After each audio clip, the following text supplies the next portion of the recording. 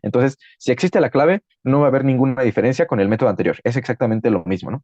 Pero si no existe, entonces ahí entra en juego el segundo valor o el segundo parámetro que nosotros le metemos a la función. Y volvemos a ejecutar lo mismo. Veamos que ahora no nos aparece ese non, sino nos aparece ese valor que nosotros le pusimos como alternativo, ¿no? Que justamente es el mensaje que dice no se encontró un valor asociado.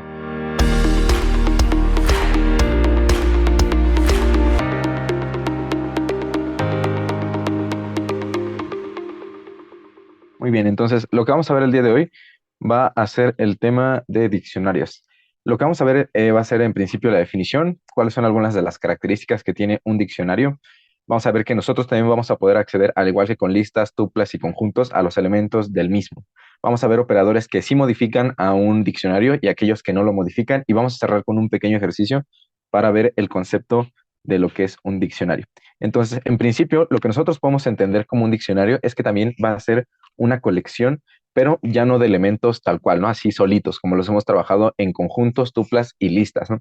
En este caso, los elementos van a ser pares formados por una clave y un valor asociado a esa clave, ¿no? Cada uno de esos pares va a ser un elemento del diccionario. Entonces, es lo que podemos ver, ¿no? Pero en principio es una colección, es decir, donde nosotros vamos a poder meter varios elementos. Entonces, lo que decíamos es que va a ser un diccionario, va a ser una colección de pares formados por una clave y un valor asociado a esa clave.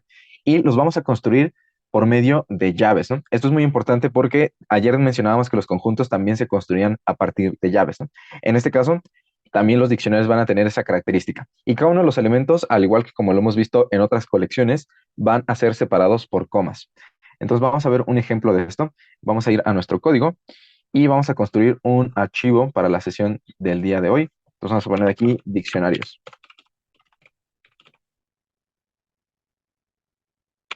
.py. Muy bien.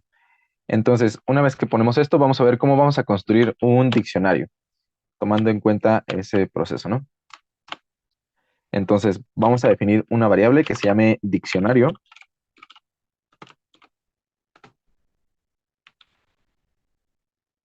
y vamos a definir dos cosas. Por un lado, tenemos que definir nuestra clave y nuestro valor asociado para cada elemento, ¿no? ¿Qué valor clave nosotros vamos a poner? Pues en este caso podemos definir una cadena de texto, ¿no? Tal vez, por ejemplo, la palabra nombre. Después vamos a ponerle un valor asociado a esta clave, pero para indicar que justamente es un valor asociado, lo vamos a separar por dos puntos. Y enseguida, ahora sí, el valor que yo quiera poner, ¿no? Por ejemplo, puedo poner otra cadena de texto que se diga, por ejemplo, Juan, ¿no? Y esto ya es un elemento de mi diccionario, tal cual, ¿no? Si yo quisiera agregar más elementos, pues lo siguiente que tendría que hacer es poner una coma y otra vez repetir el mismo proceso. Una clave, por ejemplo, puede ser ahora una palabra que diga edad y como valor asociado, dos puntos, un número, por ejemplo, 48. Si quiero poner otro elemento, coma, y así sigo, ¿no? Así continúo. Por ejemplo, puedo poner aquí una palabra que diga lista y enseguida puedo poner una lista tal cual, ¿no? Entonces ponemos los corchetes cuadrados y lo podemos poner, por ejemplo, algún par de números, ¿no? Hacemos esto. Ponemos uno más, que sea una tupla, o que diga la palabra tupla, y ponemos justamente eso, ¿no? Una tupla igual de números. Puede ser de cualquier cosa, pero pues por ahora, por practicidad, lo ponemos como de números. E incluso, por ejemplo, una cosa que también podemos poner en una clave puede ser un número en sí, ¿no? Por ejemplo, el número 13 y puedo poner como valor asociado un booleano, ¿no? Ahorita vamos a ver qué características tienen las claves en especial, pero por ahora podemos poner cadenas de texto y números, ¿no? Y como valor asociado, pues prácticamente cualquier valor, ¿no? Una cadena de texto, un entero, una tupla, un booleano y demás, ¿no? Entonces, esto va a ser un diccionario. Si nosotros imprimimos esto en nuestra terminal, vamos a ver que en efecto nos muestra la estructura como la tenemos aquí arriba, ¿no? Entonces esperamos que tal cual nos la ponga como lo estamos construyendo arriba en su declaración, ¿no? Y en efecto es el resultado que nosotros tenemos. Entonces esto ya es un diccionario. Pero ¿por qué se llama así esta nueva colección? Y la idea es que tal cual nosotros vamos a seguir como si se tratara de un diccionario en la vida real, ¿no? En un diccionario nosotros tenemos como palabras que pueden ser llamadas como claves y tenemos pues la definición en sí, ¿no? El párrafo que ya define la palabra que nosotros estamos buscando o un valor determinado. Entonces podemos hacer esa similitud entre una llave y un valor asociado, ¿no? ¿Qué es lo que estamos haciendo nosotros en nuestro diccionario en el fondo, ¿no? Guardando una clave y asociándole un valor a esa clave que nosotros estamos definiendo, ¿no? Tal cual como se trata de un diccionario en la vida real con una palabra y su definición asociada a esa palabra. Entonces, por eso es que se llaman así, diccionarios. Ahora, ¿cuáles son algunas de las características que tienen los diccionarios? Pues la primera es que pueden contener elementos de distintos tipos, ¿no? Como ya vimos, intentamos con tuplas, listas, enteros, booleanos y demás, ¿no?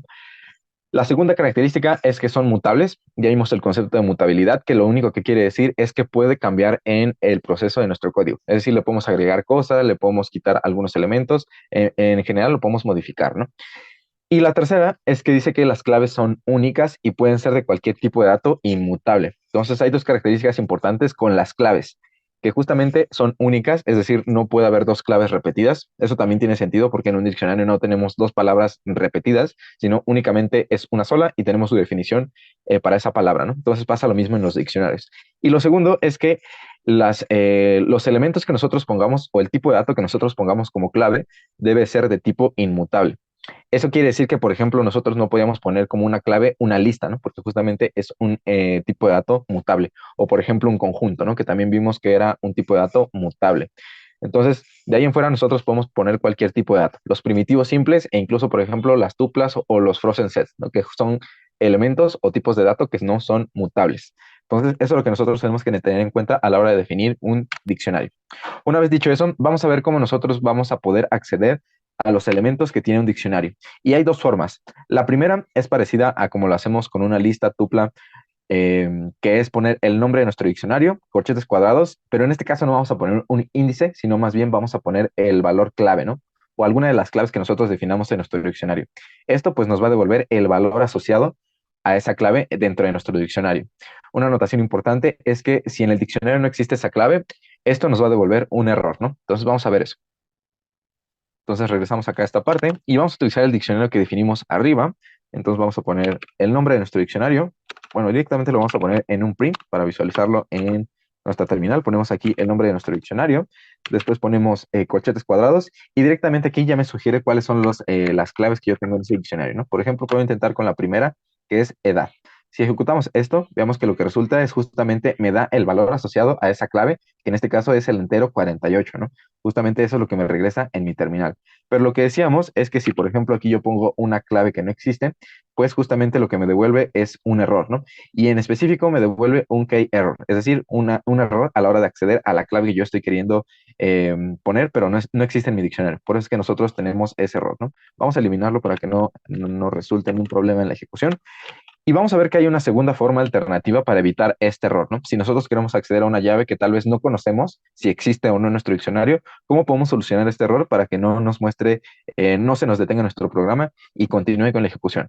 Y el segundo método para acceder a los elementos de un diccionario es por medio de la función get, ¿no? ¿Qué va a hacer esto? Pues prácticamente lo que nosotros tenemos que pasarle son dos parámetros. El primero va a ser el valor clave que nosotros queremos buscar en nuestro diccionario, ¿no? Entonces, si nosotros le pasamos un valor o una clave de nuestro diccionario y esa clave existe, entonces lo único que va a hacer es que nos devuelve ese valor asociado, ¿no? Entonces, si existe la clave, no va a haber ninguna diferencia con el método anterior. Es exactamente lo mismo, ¿no?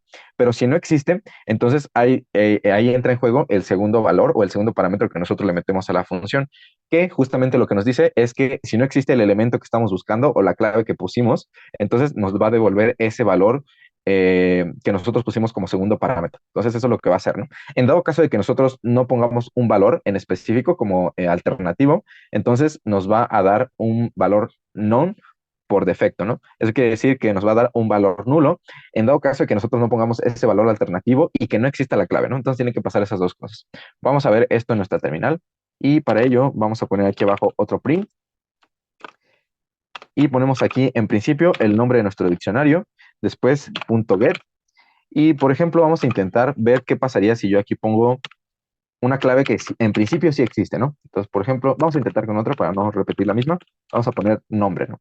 Entonces, si nosotros hacemos eso, así únicamente lo dejamos, pues veamos que esa clave sí existe y por lo tanto me devuelve el resultado o el valor asociado a esa clave, que en este caso pues es la palabra Juan, ¿no? O el nombre Juan.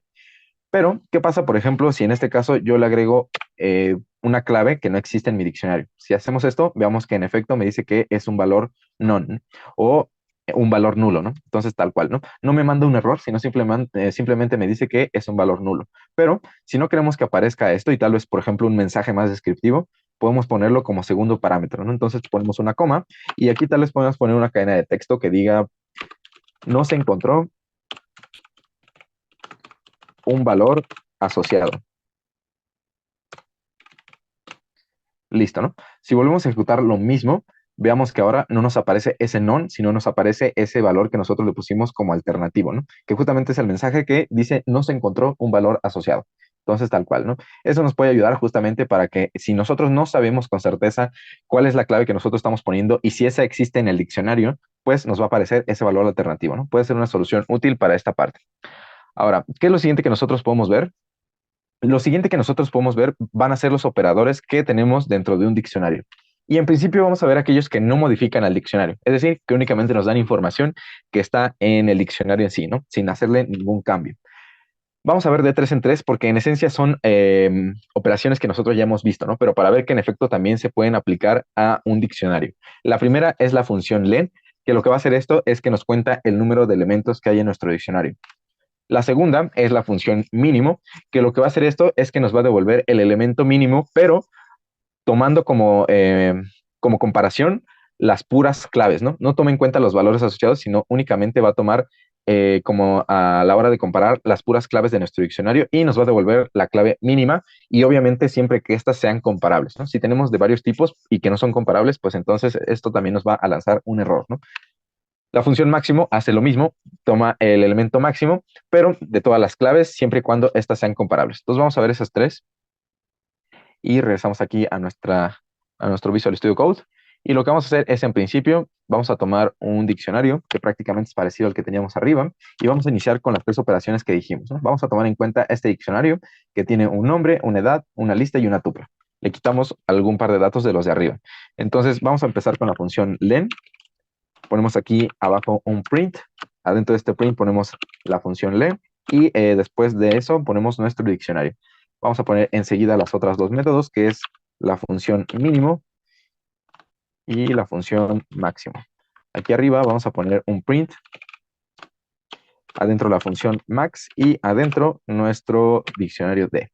Hacemos algo parecido, vamos a copiar este renglón y lo vamos a pegar aquí abajo. Únicamente que aquí le vamos a cambiar mínimo, había puesto máximo, pero era mínimo. Listo, ¿no? Si hacemos esto, veamos qué resulta de la ejecución. Veamos que en principio la función len lo que hace es contarnos los pares que hay en nuestro diccionario, ¿no? En este caso nos dice que son 4 pares los que tenemos, que en efecto es el nombre, la edad, lista y tupla. Entonces, en efecto son 4.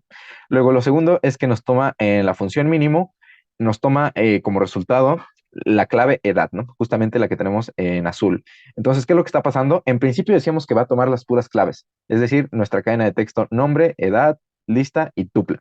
Y lo siguiente que va a hacer es que va a tomar la primera letra de cada una de esas palabras, en este caso la N mayúscula, la E, la L y la T. Y una vez que tiene esa lista de elementos, lo que va a hacer es que va a utilizar el código ASCII para saber cuál es el que tiene un menor índice, ¿no? En este caso, pues el que tiene menor índice es la E mayúscula, ¿no? En principio porque las mayúsculas tienen un índice menor en ese código y en segundo es que la letra E pues es la más chiquita dentro de nuestro alfabeto, ¿no? Entonces por eso es que toma la cadena de texto edad. Y otra observación importante a hacer es que en este caso los datos sí son comparables, por eso es que se puede hacer esa operación, ¿no? Entonces eso es lo que va a tomar. ¿Qué pasaría si y tenemos dos claves que tienen la misma inicial? Pues se pasa a la siguiente, ¿no? Y así sucesivamente va comparando, por ejemplo, en este caso, si tuviéramos otra cadena o otra cadena de texto que sea clave y que inicie con la letra E, se sigue con la D, ¿no? Y así sucesivamente hasta que encuentre un elemento mínimo.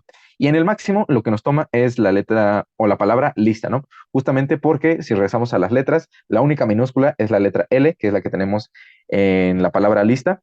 Y justamente pues sabemos que las minúsculas están después en el código ASCII de las mayúsculas, ¿no? Eso ya también ya lo vimos. Entonces por eso es que toma como elemento máximo o como clave máxima la palabra lista. Entonces eso es lo que hacen esas tres operaciones que prácticamente son las mismas que ya vimos con listas y tuplas. La siguiente operación es la operación suma, que va a sumar todas las claves de nuestro diccionario, siempre y cuando pues sean números, ¿no? Si es otra cosa que no sean números, esta función no va a dar un resultado. La siguiente es el operador in, que lo que va a hacer esto es que podemos tomar alguna clave y preguntar si se encuentra en nuestro diccionario. En caso de que sí, nos va a devolver un verdadero y en caso de que no, nos devuelve un falso. Y aquí viene un método interesante porque este método no lo hemos visto hasta el momento y es el método case. ¿Qué va a hacer esto? Pues lo que va a hacer esto es que nos va a devolver un iterador sobre las claves de nuestro diccionario. Vamos a ver cómo funciona esto. Entonces regresamos acá a nuestro código y lo que vamos a hacer es poner las tres operaciones que acabamos de ver, que en principio es nuestra función suma. La siguiente es la operación o el operador in. Y por último tenemos la función .case, ¿no? Entonces vamos a ver estas tres.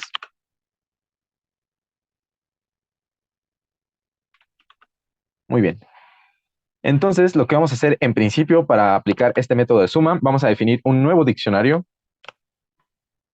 que obviamente tenga las claves números enteros, ¿no? Pueden ser flotantes u otra cosa, pero en general tienen que ser números, ¿no? Como lo vimos acá, para poder aplicar la operación de suma. Entonces ponemos aquí un print, ponemos acá la operación de suma y después ponemos nuestro diccionario. Eso es lo que vamos a hacer, ¿no? Y prácticamente vamos a hacer lo mismo, únicamente le vamos a cambiar. mm, bueno, en este caso sí es distinto, ¿no? Porque son dos operadores distintos. Entonces vamos a ponerlo por aparte, un print. Vamos a poner, por ejemplo, preguntamos si en nuestro diccionario existe algún elemento que tenga la clave 14. Entonces ponemos in y nuestro diccionario, que es D, ¿no? Entonces vamos a hacer eso. Y finalmente acá ponemos otro print, ponemos el nombre de nuestro diccionario y después .case. Listo, ¿no? Vamos a ver qué resulta de esas tres operaciones. Veamos que en la primera, que es la operación de suma, nos dice que el resultado es 133, ¿no? De sumar nuestras puras claves, que veamos que en efecto, pues todas son números, ¿no? Entonces se pueden sumar esas claves. Aunque el valor asociado sea otra cosa, no importa, lo que vamos a tomar son las claves que son números que se pueden sumar y el resultado es 133, ¿no? Como estamos viendo aquí. Luego, en el siguiente lo que decimos es que preguntamos si alguna de las claves de nuestro diccionario es el número 14. Entonces, lo que nos devuelve acá es un verdadero y justamente porque si notamos, la primera clave que nosotros tenemos es el número 14, ¿no? Entonces, en efecto, esto también nos da un verdadero, ¿no? Justamente estamos preguntando eso con el operador in. Y por último, lo que decíamos con la función case, lo que va a hacer esto es que nos va a devolver un iterador sobre nuestras puras claves. Veamos que en nuestra terminal lo que aparece en principio es la palabra dictcase, es decir, estamos hablando específicamente de las llaves de un diccionario, y adentro de eso viene como una especie de lista, ¿no? Entonces, pareciera que esto es tal cual una lista, pero más bien es como un iterador. A lo que se refiere esto es que, por ejemplo, si nosotros utilizáramos en un ciclo for o en un ciclo while, que todavía no hemos visto, pero más o menos vimos la idea en la sesión de conjuntos, si nosotros ocupamos esto, podemos iterar sobre las puras claves. Es decir, tomar un solo iterador o una sola variable y solo pasar por las puras claves, como lo tenemos de este lado, ¿no? Y si verificamos, lo que tenemos dentro de este dict case son puros números que en efecto son las puras claves de nuestro diccionario. 14, 62, 56 y el número 1, ¿no? Entonces, si a nosotros no nos interesa para nada el valor y queremos saber cómo o hacer una iteración sobre las puras claves, podemos hacerlo por medio de este método, ¿no? ¿Qué pasa si, por ejemplo, ahora yo quisiera hacer lo mismo, pero para los valores asociados? Y la respuesta es que también tenemos una forma de hacerlo por medio del método .values. Esto lo que va a hacer es que nos va a devolver un iterador sobre nuestros puros valores de nuestro diccionario. Entonces vamos a ver cómo resulta eso. Aquí arriba vamos a poner nuestro método .values. Vamos a poner un print, el nombre de nuestro diccionario, después .values y cerramos los paréntesis. Listo, ¿no? Si hacemos esto, veamos que lo que resulta es lo mismo. Aparece en principio la palabra dict values. Obviamente estamos hablando de los valores de un diccionario y adentro de eso viene como una especie de lista que justamente nos da los puros valores. Las claves las como de alguna forma no las consideramos y nos devuelve la palabra Juan, el número 43, una lista y una tupla, ¿no? Que justamente son los valores que pusimos aquí arriba en la declaración de nuestro diccionario. Entonces, ya sea que lo queramos hacer las puras llaves o los puros valores, podemos iterarlos por medio de la función .case o .values, ¿no? Entonces eso es lo que nos puede servir esta parte, ¿no? Ahora, ¿qué es lo siguiente que nosotros podríamos tener? ¿Qué pasa si nosotros quisiéramos hacer un iterador? Es decir, tal cual hacer como lo que estamos haciendo aquí, es decir, tener como una especie de lista que solo contenga una u otra, pero queremos que contenga las dos, tanto nuestras llaves y nuestros valores. Para no hacerlos en dos pasos distintos, podemos hacerlo por medio de un método que se llama el método .items, que lo que va a hacer esto es igual, nos devuelve un iterador, pero en este caso nos va a devolver los pares, tanto del clave y el valor asociado, ¿no? Entonces, para recorrerlos, si quisiéramos hacerlo en ambos valores, tomar ambos valores y no no hacerlo en dos pasos como lo hicimos hace un momento con los puros valores, las puras llaves o las claves y los valores por separado, vamos a utilizar este método. Entonces vamos a regresar acá y vamos a poner el método punto items. Vamos a poner aquí un print, ponemos el nombre de nuestro diccionario, punto items. Muy bien, y si hacemos esta ejecución, veamos que lo que nos dice es que se tratan de pares items o de elementos pares, clave valor, en nuestro diccionario, ¿no? Y en este caso, por ejemplo, lo que está adentro de esa lista, pues son tuplas, ¿no? Donde cada tupla está formada por una clave y un valor asociado a esa clave, ¿no? Que en este caso, por ejemplo, la primera es 14 y la palabra Juan, ¿no? Si regresamos acá a nuestro diccionario, es justamente los elementos de nuestro diccionario, el primer elemento en específico, ¿no? Que es la clave 14 con el valor asociado de Juan, ¿no? Y así tenemos con los otros, 62 y 43, 56 y una lista, el número uno y una tupla, ¿no? Que justamente es como lo definimos acá, ¿no? Entonces, los últimos tres métodos, pues prácticamente son iteradores, ¿no? Que tal cual nos devuelven como en una especie de lista los elementos, ya sea de las claves o de los valores, o al final, en tuplas, tanto la clave como el valor, ¿no? Esto nos va a servir para a la hora de que nosotros queramos acceder de forma iterativa a nuestro diccionario. Muy bien, entonces vamos a continuar con la siguiente parte y es ver los operadores que modifican un diccionario, es decir, aquellos que sí le van a hacer algún cambio a nuestro diccionario en sí. Lo primero es que, ¿qué pasaría si nosotros quisiéramos agregar nuevos elementos a nuestro diccionario? Y la manera de hacerlo es por medio de esta notación, poner el nombre de nuestro diccionario, corchetes cuadrados, la clave nueva que le vamos a poner a nuestro diccionario, un signo de igual, que recordemos que esto es una asignación, y el valor asociado que nosotros le vamos a poner a nuestra clave dentro de nuestro diccionario, ¿no? Eso lo que va a hacer es que nos va a agregar un nuevo elemento. Entonces vamos a hacer eso. Vamos a poner aquí arriba un título que diga operadores que modifican un diccionario y vamos a definir dos diccionarios. En principio vamos a usar el que ya veníamos usando acá arriba, este de acá. Vamos a copiarlo y vamos a traerlo hasta abajo, ¿no? Entonces lo ponemos acá abajo. Muy bien. Y vamos a definir un segundo diccionario que le vamos a poner aquí de 2, que lo que va a tener este diccionario es, en principio, una clave que sea el número uno. Después le vamos a poner el valor, una cadena de texto que diga Python. Luego, como segundo elemento, vamos a ponerle una cadena de texto que diga booleano y como valor asociado justamente un booleano, ¿no? Que diga, por ejemplo, false. Listo. Una vez que hacemos eso, vamos a ver el primer método que nosotros decíamos, que va a ser la manera en que nosotros vamos a poder agregar nuevos elementos. Entonces, por ejemplo, aquí yo puedo definir que voy a agregar un nuevo elemento en mi primer diccionario. Entonces pongo el nombre de mi diccionario, corchetes cuadrados, y por ejemplo, aquí ya puedo agregarle la llave que yo decida, ¿no? En este caso, por ejemplo, voy a agregarle una llave que diga, por ejemplo, conjunto. Entonces agrego eso, después aquí le pongo un signo de igual y voy a agregarle justamente un conjunto, ¿no? Que por ejemplo tenga números. Muy bien. Una vez que hacemos eso, vamos a imprimir para ver cómo resulta nuestro diccionario después de hacer esa ejecución o ese cambio. Y veamos que lo que tenemos al final es que en el último elemento de nuestro diccionario tenemos justamente la clave conjunto y como valor asociado un conjunto en sí, ¿no? Entonces veamos que esto en efecto agrega nuevos elementos a mi diccionario. ¿Qué pasa si, por ejemplo, yo quiero agregar un elemento pero con una clave que ya está repetida? Pues vamos a hacer eso. Por ejemplo, aquí voy a agregar en lugar de conjunto que diga la palabra lista. Veamos que si nosotros ejecutamos esto, lo que vamos a tener es que no nos va a agregar ese nuevo elemento porque en principio ya tenemos un elemento que se llama así, lista, ¿no? Pero veamos qué es lo que sucede. En este caso, tal cual teníamos una lista como valor asociado, pero en la ejecución, cuando una vez que ya hacemos este cambio o este intento de agregar un nuevo elemento y lo imprimimos, veamos que ahora en la clave lista tenemos el diccionario que nosotros definimos aquí abajo, ¿no? Entonces, eso es una observación importante porque si nosotros queremos agregar un nuevo elemento, con una clave que ya existe, entonces lo que va a tomar el diccionario nuevo va a ser como una especie de actualización del valor asociado, ¿no?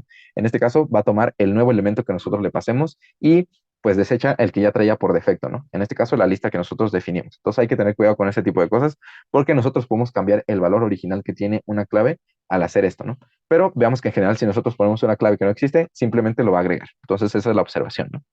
Ahora, ¿qué es lo que pasa si nosotros quisiéramos agregar más de un elemento? Es decir, aquí vamos agregando de uno a uno, ¿no? Pero ¿qué pasa si yo quisiera agregar dos o tres elementos en una sola instrucción? Y para ello tenemos el método update, que lo que va a recibir esto como un parámetro va a ser justamente un diccionario 2. Esto, entonces, lo que va a hacer es que va a tomar todos los elementos o todos los pares de nuestro diccionario 2 y los va a agregar al diccionario original o al que nosotros queremos actualizar, ¿no?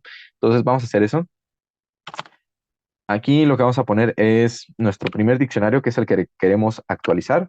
Después vamos a poner la función update y adentro de esto vamos a poner nuestro segundo diccionario. Los ponemos de 2, ¿no? Si ejecutamos esto para ver cómo resulta la impresión al final de hacer este cambio, vamos a ver que justamente lo que tenemos es en principio nuestro diccionario original, que es el de arriba, bueno, después del cambio que le hicimos acá. Y luego vamos a tener dos elementos más, ¿no? Que justamente estos dos elementos son los que teníamos en el diccionario de 2, ¿no? Pero solo que estos dos elementos ya pertenecen ahora al que está arriba, ¿no? Entonces, si nosotros queremos agregar como una especie de concatenación de diccionarios, lo vamos a hacer por medio de la función update, como la tenemos acá, ¿no? El primer parámetro es el diccionario que nosotros queremos actualizar y el diccionario que recibe adentro de la función update es las claves que nosotros vamos a agregar a ese diccionario. Entonces, eso es lo que estamos haciendo con la función update. Y en general, estos son los métodos que nosotros tenemos para añadir elementos, tanto una asignación simple y el método update. Ahora, vamos a ver cómo nosotros podemos eliminar elementos de nuestro diccionario. La primera forma es por medio de la función pop, que lo que va a hacer esto es que recibe dos valores como parámetro. En principio va a recibir una clave y un valor alternativo. ¿Qué es lo que va a hacer esto? Nosotros, si queremos eliminar un elemento, se lo tenemos que pasar como primer parámetro. Si lo encuentra, pues entonces lo que va a hacer esto es que nos lo devuelve y lo va a eliminar. Pero ¿qué pasa si no lo encuentra? Pues lo que va a hacer esto es que si no lo encuentra, va a tomar el valor alternativo o nos va a mostrar ese valor alternativo que nosotros tenemos en lugar de mostrarnos el valor que va a eliminar, ¿no? Y pues no hace nada más que eso, ¿no? Entonces vamos a ver cómo funciona ese método. Aquí abajo vamos a poner nuestro diccionario D y vamos a aplicar el método pop para eliminar algo. Y por ejemplo, yo quiero eliminar tal vez la clave que diga que tenga el valor de tupla, por decir algo, ¿no? Entonces vamos a hacer eso y vamos a imprimir nuestro diccionario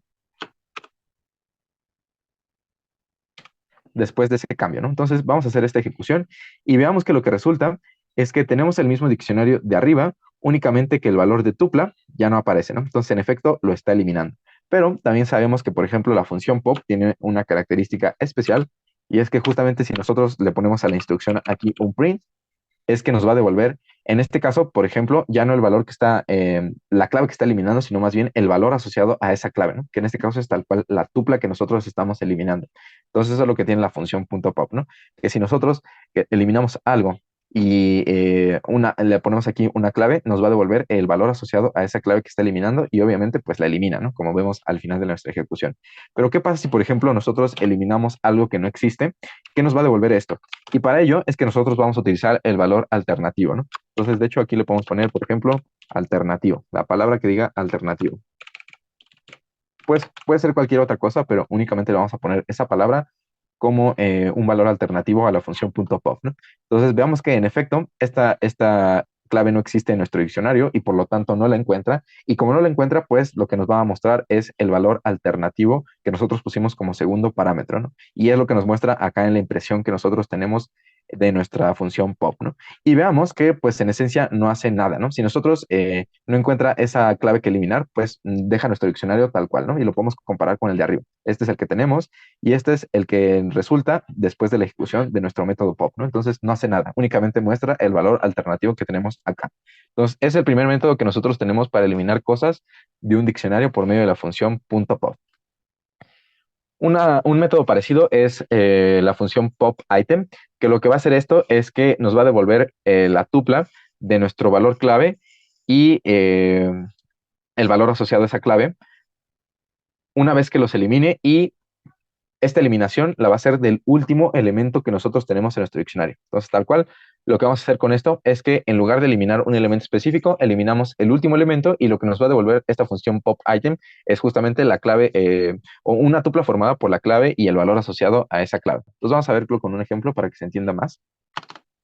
Entonces, aquí lo que nosotros vamos a poner es el nombre de nuestro diccionario, .pop item, y únicamente le ponemos los paréntesis, ¿no? Es decir, no recibe ningún parámetro.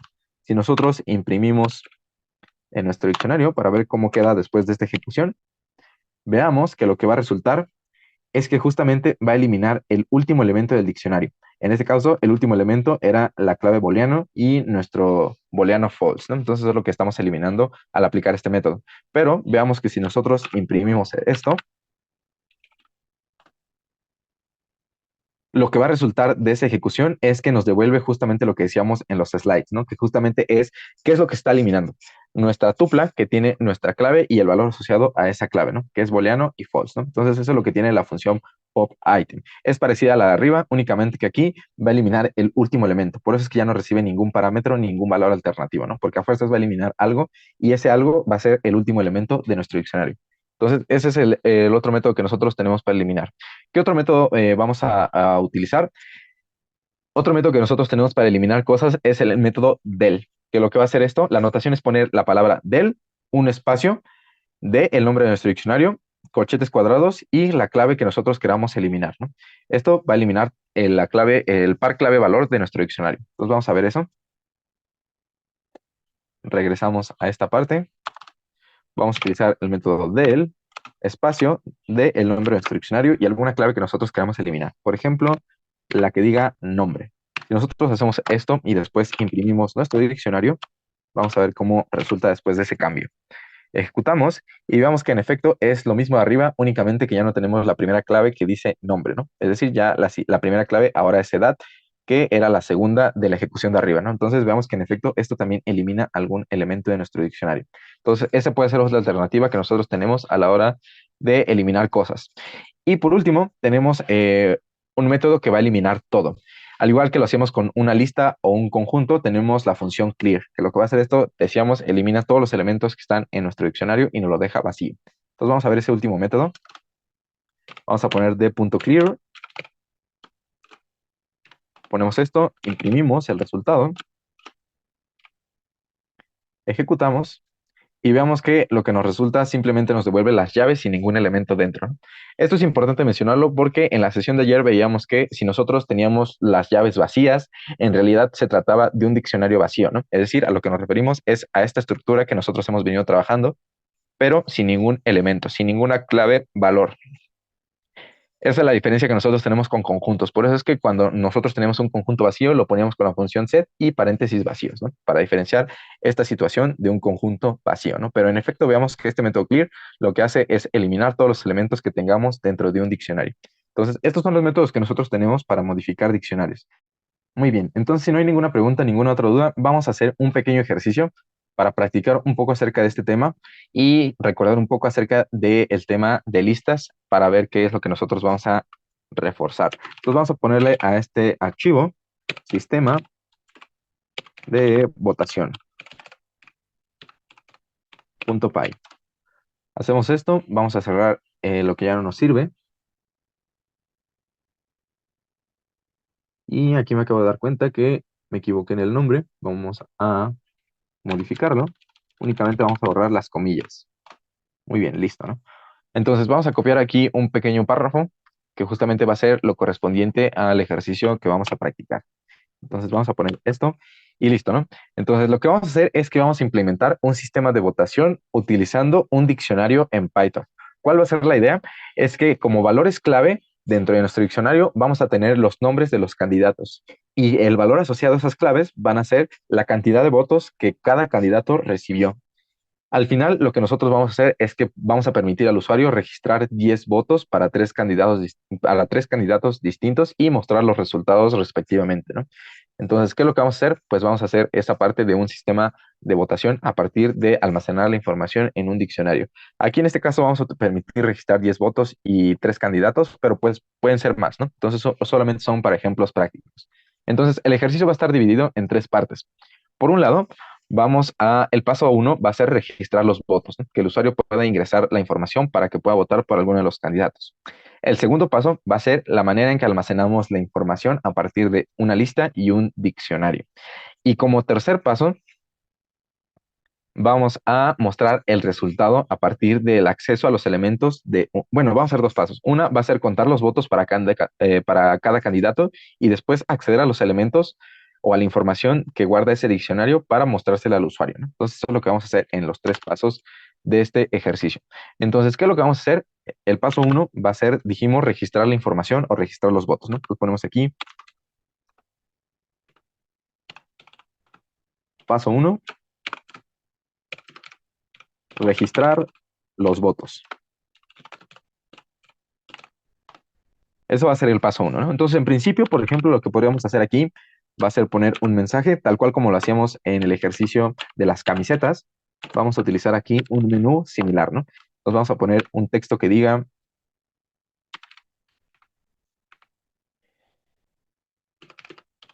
en esta votación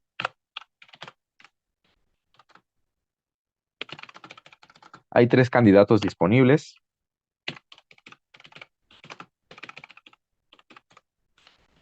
a votar. Muy bien, ¿no? Ponemos eso, después aquí un espacio, ponemos 1. Vamos a ponerle aquí simplemente como nombre genérico candidato X, Y y Z. Vamos a poner esos nombres, ¿no? Entonces ponemos aquí candidato 1 o candidato X, después 2, candidato y como tercer elemento, candidato Z, ¿no? Muy bien. Entonces, este es el primer menú que se le muestra al usuario, ¿no? Y vamos a proceder de la misma forma. Para que el usuario pueda votar por alguno de estos elementos, vamos a proporcionarle un input. Entonces, cada una de esas votaciones las vamos a registrar en una variable que tenga el nombre de voto. Entonces, aquí lo vamos a poner un input y el mensaje que va a tener este input es el siguiente. Seleccione el número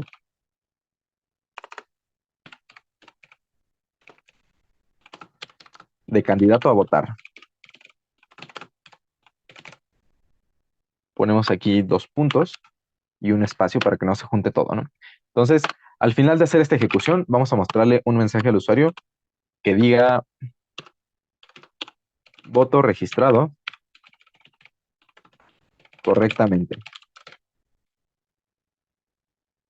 Vamos a agregar aquí un punto y un salto de línea para que no se junte con el resto de votos. Entonces vamos a poner aquí ese punto y el salto de línea enseguida, ¿no? Entonces, esto es lo que estamos haciendo. Le pedimos al usuario que ingrese el número de alguno de los candidatos que definimos arriba y después únicamente como para asegurar que en efecto no ocurrió ningún problema, ponemos el mensaje, el voto se registró correctamente, ¿no? Entonces, esto lo vamos a estar guardando en una variable voto que nos va a servir para 2 cosas. Una, para acceder a los elementos y 2, para contar el número de votos que tiene cada candidato. Entonces, esto en sí va a ser un número, ¿no? El usuario va a poner 1, 2 o 3, ¿no? Y tal cual como lo vimos en camisetas, esto, para tratarlo como un número, tenemos que convertirlo a un dato entero, ¿no? Porque en principio, pues es una cadena de texto. Esto ya lo hemos visto, ¿no? Pues para convertirlo ponemos todo entre paréntesis y al principio ponemos la función int, ¿no? Que justamente esto va a transformar a un entero lo que introduzca el usuario. Entonces, lo que vamos a hacer es que decíamos que queremos registrar 10 votos, ¿no? Es decir, este proceso lo vamos a repetir 10 veces. Ahora, una observación importante es que lo que nosotros vamos a hacer aquí es copiar y pegar esto 10 veces. Obviamente, pues esto no es una buena práctica porque lo que estamos haciendo es repetir muchas veces el mismo código. A lo mejor tal vez se podría solucionar por medio de un bucle, pero como todavía no hemos visto esa alternativa, por ahora lo vamos a hacer repitiéndolo 10 veces tal cual, ¿no? Aunque tengamos en cuenta que eso no es una buena práctica en programación, repetir código muchas veces, ¿no? Entonces vamos a ponerlo aquí 10 veces, únicamente por esa razón. Entonces llevamos 3, 4, 5, 6, 7,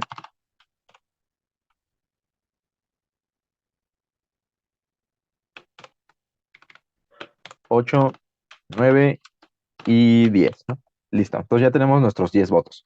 Únicamente para cambiarle el nombre de las variables, vamos a cambiarle, por ejemplo, en lugar de que diga voto así a secas, vamos a ponerle voto 1, 2, 3 y así sucesivamente hasta terminar con todos, ¿no? Esto es para diferenciar cada voto de nuestro usuario, ¿no? Entonces vamos a poner aquí 6, 7, 8, 9 y 10. Muy bien, ¿no? Entonces, ¿qué es lo que estamos haciendo aquí? Pues prácticamente le preguntamos al usuario por una votación, nos devuelve un número y ese número lo guardamos en esa variable voto, ¿no? Y para tener cada voto por separado, lo ponemos un nombre diferente a cada uno, ¿no? Que justamente únicamente es ponerle el número de voto al final, ¿no? Entonces, listo, ¿no? Ya tenemos nuestros 10 votos. Esto era el paso 1, ¿no? Ya los tenemos registrados. Ahora, el siguiente paso, decíamos el paso 2, va a ser almacenar esta información de una forma efectiva, ¿no? Entonces, vamos a poner aquí paso 2.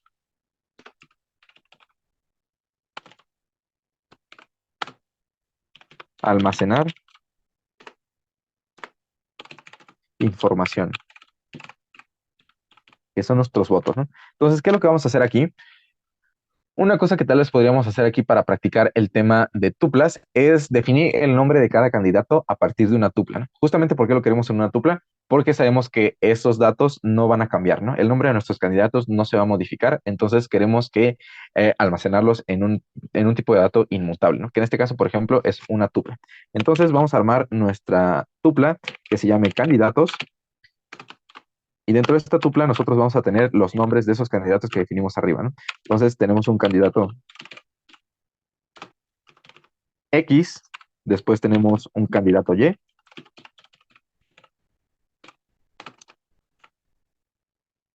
y finalmente tenemos un candidato Z.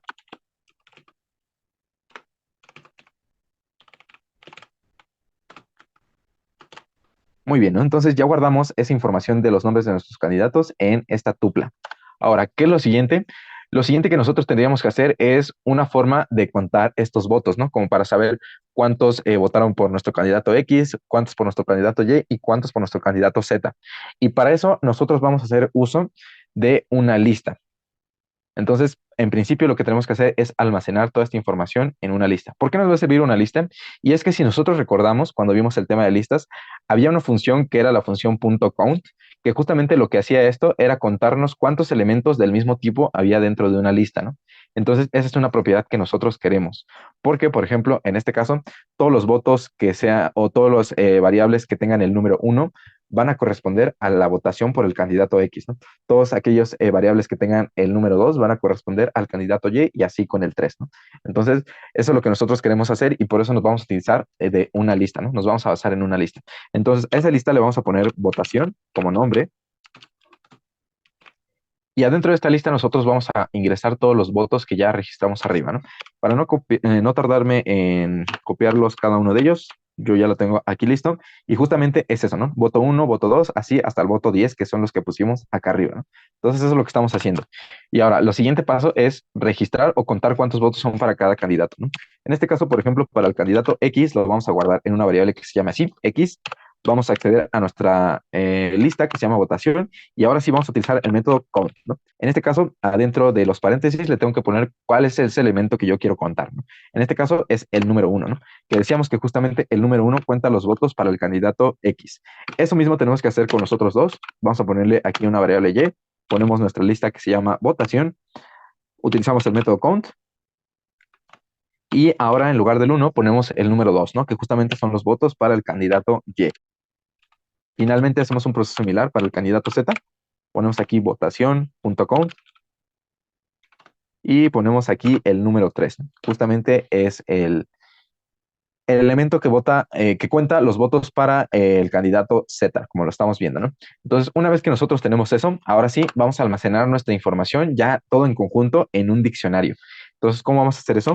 Vamos a poner aquí una variable que se llame resultados y vamos a crear nuestro diccionario en esta variable, ¿no? Entonces ponemos nuestros corchetes y vamos a definir nuestras claves, que por un lado son los nombres de los candidatos que los vamos a obtener a partir de esta tupla que nosotros creamos arriba, ¿no?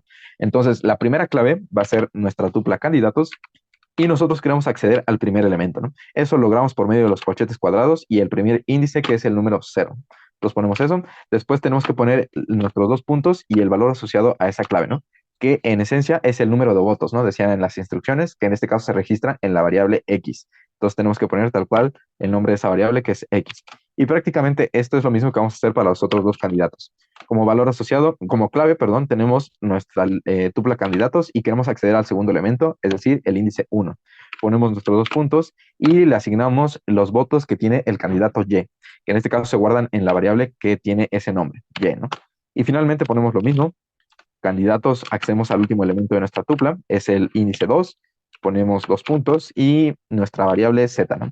Entonces, tal cual, aquí ya se está almacenando toda la información, tanto de nuestra votación como del número de votos por cada candidato, ¿no? Entonces, tal cual, ya se está almacenando esto, el nombre de nuestro candidato y el número de votos que obtuvo. Finalmente, el paso 3 es mostrar esta información. Entonces, ponemos paso 3, ¿no? Mostrar datos. Muy bien, entonces, ¿cómo vamos a mostrar estos datos? Pues tal vez una primera cosa que podríamos hacer es decir cuántos votos obtuvo el candidato ganador.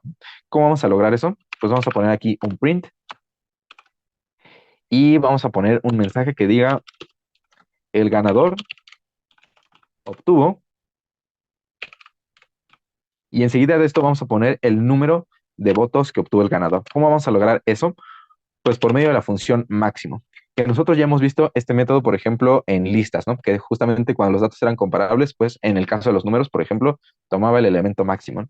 Entonces, en este caso, por ejemplo, nosotros no tenemos una lista construida, entonces directamente le podemos meter los elementos, ¿no? Que en este caso es X, Y y Z, ¿no? Son tres números. Entonces va a tomar cuál es el número más grande y me lo va a devolver. Eso es lo que va a hacer la función máximo. Y después vamos a complementar con otro mensaje que diga un espacio y votos. Entonces, ¿qué es lo que va a decir este primer mensaje? Pues prácticamente va a decir el ganador obtuvo un número y después la palabra votos, ¿no? Muy bien. Luego lo siguiente que vamos a hacer es que vamos a poner aquí un título que diga resultados de la votación. Y enseguida de esto, ahora sí, vamos a poner el número de votos que obtuvo cada candidato. ¿Cómo lo vamos a hacer esto? Pues vamos a hacerlo en dos pasos. En principio vamos a querer acceder a nuestros, el nombre de los candidatos, candidato X, candidato Y, candidato Z, pero vamos a hacerlo a partir de nuestra tupla. Y eso es porque nosotros no podemos tomar las claves e imprimirlas aquí en nuestro diccionario, ¿no? Eso es imposible, entonces por eso es que vamos a utilizar esta tupla. Entonces, ¿cómo lo vamos a hacer? Vamos a poner aquí el nombre de nuestra tupla, que es candidatos, los corchetes cuadrados y, por ejemplo, el índice 0 que corresponde al candidato X, ¿no? Para que sea un poco más estético, vamos a agregarle aquí un espacio y dos puntos como una cadena de texto y después, ahora sí, el número de votos, ¿no? Que esto sí lo vamos a obtener directamente de nuestro diccionario que se llama resultados. Entonces, para acceder a algún valor asociado, tenemos que poner el nombre de nuestro diccionario, corchetes cuadrados y adentro la clave que nosotros vamos a querer obtener, ¿no? Que en este caso es la clave que corresponde al candidato X, es decir, de nuestra tupla candidatos, el índice 0. Entonces, tal cual ponemos eso y esto ya nos va a dar el resultado de esta variable X, ¿no? Entonces, tal cual eso es lo que estamos poniendo. Y en esencia, pues vamos a hacer lo mismo con los otros dos candidatos. Entonces, ponemos esa repetición. Únicamente que en lugar de aquí ponerle el 0, vamos a poner el 1 y aquí abajo el índice 2 y lo mismo en nuestro diccionario. Aquí vamos a poner el número 1 y abajo el número 2, ¿no? Entonces eso es lo que estamos mostrando. Al final, el nombre de nuestro candidato y el número de votos que tuvo. Obviamente aquí una cosa que es obvia de notar es que esto podría ser rápidamente sustituido poniendo la variable X, ¿no? Pero justamente esto lo hacemos para ver cómo nosotros podemos acceder a un diccionario a partir de los datos que nosotros tenemos, ¿no? Entonces únicamente es como para repasar esa idea. Si bien es cierto, nosotros directamente podríamos poner X, pero para practicar cómo podemos acceder a los elementos de un diccionario es que lo estamos haciendo de esta forma. Entonces, ejecutamos nuestro código para ver cómo resultó al final nuestro programa. Veamos que el primer mensaje que nos muestra es, en esta votación hay tres candidatos disponibles a votar, un candidato X, Y y Z. Y al final me dice aquí el mensaje, seleccione el número de candidatos. Aquí me pasó una doble L, pero vamos a omitirla por ahora, ¿no? Entonces vamos a poner, por ejemplo, el número 1. Vamos a poner algunos números del 1 al 3 al azar. Veamos que en efecto se registra correctamente nuestro voto y nos aparece el siguiente, ¿no? Entonces aquí vamos a registrar un par de votos hasta que se completen los 10, ¿no? Vamos a poner números al azar, obviamente del 1 al 3. Si ponemos alguna otra cosa, pues no va a ser correcta nuestra votación. Y listo, ¿no? Una vez que lo registramos, todos nuestros 10 votos, veamos que dice el ganador obtuvo 4 votos, ¿no? Eso quiere decir que el número máximo de 12, unos y 3 es 4, ¿no? Entonces hubo 4 votos que obtuvo el ganador. Y aquí nos desglosa cómo fue esa votación, ¿no? En este caso nos dice que el candidato X obtuvo 3 votos, el candidato Y obtuvo 3 votos y el candidato Z obtuvo 4 votos, ¿no? Que justamente son 4 números 3 que aparecen en esta ejecución, ¿no? Entonces, justamente son lo que está registrando en este lugar, ¿no? Y una forma fácil de comprobar que en efecto se registraron todos nuestros votos es que si sumamos los elementos, pues nos da 10, ¿no? Que es el número de votos que nosotros queríamos obtener, ¿no? Entonces, en este caso lo que estamos viendo es que en efecto está funcionando correctamente nuestro programa o nuestro sistema de votación, ¿no? Obviamente, pues esto es muy sencillo, muy, muy fácil. La, la, el verdadero asunto radica en la forma en que nosotros almacenamos nuestra información y accedemos a ella por medio de un diccionario, ¿no? Como lo estamos haciendo aquí abajo. Entonces, esa es la idea que nosotros podamos tener en un diccionario.